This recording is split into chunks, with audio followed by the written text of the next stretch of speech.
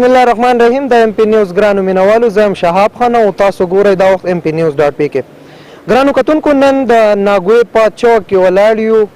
دا هغه ځای دی، هغه چوک دی چې په دې کې په هفته کې خامخا یو ځل یا دوه ځله د ګاډو سا نڅا حادثه پیښیږي. نن په دغه سلسله کې د ام پی نیوز ټیم راوتی دی. د دې چې کوم مقامي خلک دی د دې سره به خبرې اترې کوو چې آیا دلته کې واقعي ده چې دا حادثې کیږي او که حادثې کیږي نو د دې حل به څوک راوباسي.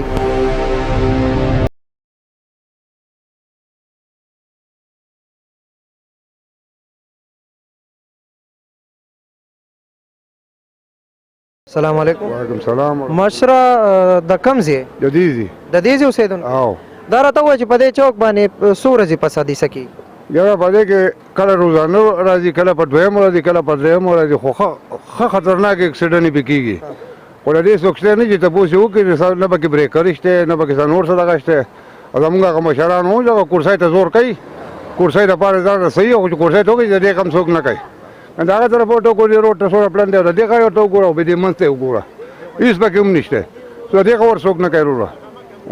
نو اوس د څه مطالبه ده د حکومت؟ نو د حکومت له موږ څه مطالبه کوو؟ دا پکار ده چې دې خبرو کې دلته پکې چېرته هغه دغه ولګي په منځ کې هغه بریکر یې ورته ولګوي، خامخا څه ورته وکړي چې دا اکسیډنټ خو بې نه کېږي نه. بل پکې اکسیډنټ شو، یو پلین کوچ او سوزکۍ په منځ کې په دې نیمګړی شیشې دالې پرتې دي، دا شیشې پرتې دي. دواړه لکه ګاډي ختم کړي دي. زموږ دا ریکوست دی هغوی ته چې لکه دې کې خامخا یا پولیس ودرئ او یا د څه انتظام وکړي چې لکه په ترتیب باندې یو ګاډی بل طرف ته وړي چې لکه د انسانانو ډېره مهرباني. ډېره دا بالکل صحیح خبره ده. دلته په دویمه درېیمه ورځ اکسیډنټ کېږي.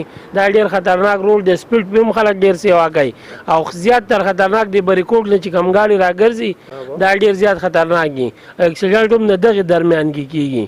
دې لپاره د بریکر یې څه ولګوي دا ډېر زیات خطرناک دی. په دې هکله هسې ورځ پکې راشي چې ورځې پکې دوه درې وشي او کېږي پکې هم اکسیډنټ به مخه، خو بچ کېږي پکې ډېر زیات خطرناک ډېر زیات دی. که هم نه شي خو هغه بالکل معمولي یو بل سره مخه کراس کېږي او بچ کېږي. زما په خیال ستاسو خو دلته دا دوکان هم دی که نه؟ تاسو دلته اوسېږئ نو څنګه سترګې دې چاته دي؟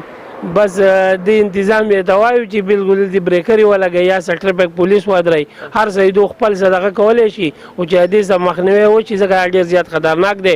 پوره خلک پکې څوک معذوره شو، څوک پکې مړه شو، ګاډو نقصانات هر څه پکې ډېر زیات وشو. وکړې کو تباهیانې راځي او بې ترتیبه راشي دلته کې ډز شروع اکسیډنټ روزانه یو دوه یا درې اکسیډنټ دلته کې کېږي. د دې لپاره داسې ترتیب جوړ کړي یا دا چوک کولاو کړي یا په دې په منځ کې سپورټباري وکړي چې لکه دا ګاډي په خپل څه اړه. د دې حادثاتو کنټرول کولو لپاره زموږ نه مخکې څوک راغلي؟ یاره مخکې څوک نه دی راغلی. تاسو دغه وړاندې تپوس وکړو، هسې افسران راغلي تماشه وکړي، خوشبه وګرځي بیا لاړ شي. نو څه به ول غواړئ د دې به څه حل راوځي؟ د دې برو د حکومت دغه افسران دي هغو به یې څه جوړوي ځکه زموږ د اوس خبره خو نه، خو هغو که څه ترتیب ولا جوړ کړو جو کوم حال به راوباسي، یا به دوی منځ کې فوټبالي جوړه کړي یا به پلن کې چې پلن کې زموږ دا ځای دی څه دا دې پکې ووایي خو چې دا روډ پلن شي او دغه شي د خلکو دې مصیبت نه خلاص شي. هر ورځ که نه وي خو په دویم ورځ خامخا دوه درې پکې حادثې کېږي، هره ورځ پکې کېږي. او پرون پکې شی او دا سوزکۍ پکې نیم شو، په من نیم شو دلته، او یو پلان کوچ. جاني نقصان پکې شته؟ نه جاني پکې نه، خو ټول خوږ شوي کسان ټول خوږ شوي. په دې کې داسې څه مناسب څه وشي چې لکه دا ګاډي د یو بل سره ته نه جنګېږي او ډېره هره ورځ دوه درې پکې خامخا وي. وشوې سوزکۍ پکې دغه سره وجنګېدو د پلان کوچ سره، نو په من نیم شو او د زنانه وډکو ټولې لکه د چا سر ماته، چا لاس، چا څه ټول پکې خراب شول. کتونکو دا زمونږ نننی پروګرام و چې تاسو وکتو د ناګوی دا چوک.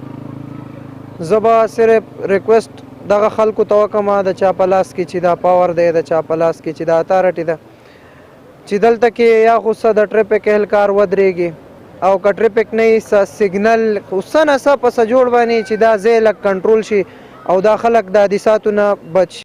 تر یو بل خپرونې پورې خپل کوربه شهاب خان له ورکړئ اجازت. د لوی الله په امان.